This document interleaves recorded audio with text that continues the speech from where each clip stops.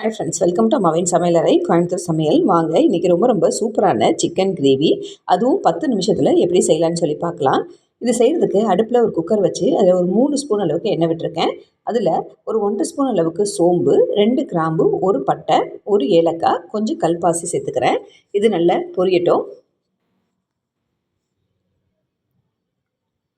2 medium size வெங்காயத்தை cut பண்ணி எடுத்துருக்கேன், அதையும் இதோடு சேர்த்துக்கிறேன். 2 பச்சை மிளகாய் சேர்த்துக்கிறேன். சேர்த்துட்டு இதை நல்லா வதக்கி விட்டுருங்க. இந்த கிரேவி இட்லி, தோசை, சப்பாத்தி, பரோட்டா, ரைஸ் கூட எல்லாத்தோடையுமே சாப்பிட்றதுக்கு ரொம்ப சூப்பராக இருக்கும்.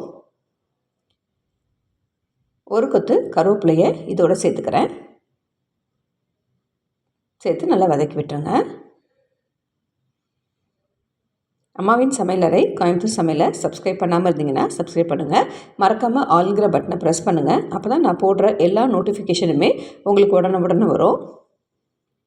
வெங்காயம் நல்லா வதங்கி கொஞ்சம் கலர் மாதிரி வரும்போது வெங்காயத்தோட தக்காளி சேர்த்துக்கலாம். 2 மீடியம் சைஸ் தக்காளியை கட் பண்ணி வச்சுருக்கேன், அதையும் இதோடு சேர்த்துக்குங்க. ஒரு கைப்பிடி அளவுக்கு மல்லித்தலை கட் பண்ணி வச்சுருக்கேன், அதையும் இதோடு சேர்த்துக்கலாம். சேர்த்து இதை நல்லா வதக்கி விட்டுருங்க. வெங்காயம், தக்காளி எல்லாமே நல்லா வதங்கினதுக்கப்புறம் இஞ்சி பூண்டு சேர்த்து வதக்கிக்கலாம்.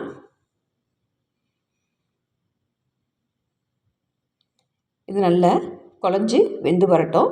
இதோட 1 ஸ்பூன் அளவுக்கு இஞ்சி பூண்டு பேஸ்ட்டு சேர்த்துருக்கேன், அதாவது ஸ்கிப் ஆகிடுச்சு. இப்போது சிக்கனை நல்லா கழுவிட்டு அதில் மஞ்சள் தடவி நல்லா கழுவி எடுத்து வச்சுருக்கேன். அதையும் இந்த மசாலாவோடு சேர்த்து நல்லா வதக்கி விட்டுருங்க. சிக்கன் அந்த எண்ணெயில் இருக்கிற அந்த மசாலாவோடு சேர்ந்து நல்லா வதங்கி வந்தால் தான் டேஸ்ட் நல்லாயிருக்கும்.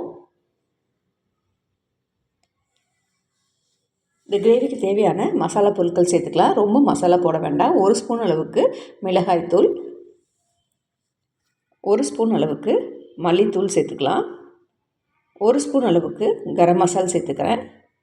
ரொம்ப மசாலா போடாமல் இருந்தால் தான் டேஸ்ட் நல்லாயிருக்கும். இது எல்லாத்தையுமே நல்லா வதக்கி விட்டுருங்க.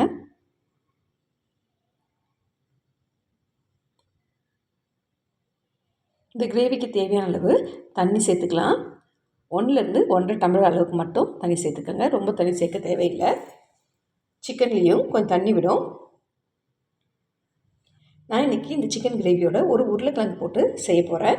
அந்த உருளைக்கிழங்கை தோல் சீவிட்டு கட் பண்ணி தண்ணியில் போட்டு வச்சுருக்கேன், அதையும் இதோடு சேர்த்துக்கிறேன். உருளைக்கிழங்கு சேர்க்க இஷ்டம் இல்லைன்னா நீங்கள் அதை ஸ்கிப் பண்ணிவிடுங்க. இந்த கிரேவிக்கு தேவையான அளவு உப்பு சேர்த்துக்கோங்க. சேர்த்து இதை நல்லா கலந்து விட்டுடலாம். நல்லா கலந்து விட்டுருங்க. இந்த ஸ்டேஜில் உப்பு, காரம் எல்லாமே சரியாக இருக்கான்னு சொல்லி செக் பண்ணிக்கோங்க. எனக்கு எல்லாமே சரியாக தான் இருக்குது. செக் பண்ணிவிட்டு அதுக்கப்புறம் குக்கரை மூடி இதுக்கு 2 விசில் விட்டு எடுத்துக்கலாம். பாருங்கள், சிக்கன் கிரேவி சூப்பர் ரெடி ஆயிடுச்சு. ஆனால் கொஞ்சம் தண்ணி இருக்குது, அதனால் ஒரு 10 நிமிஷத்துக்கு அடுப்பை சிம்மில் வைக்கிறேன்.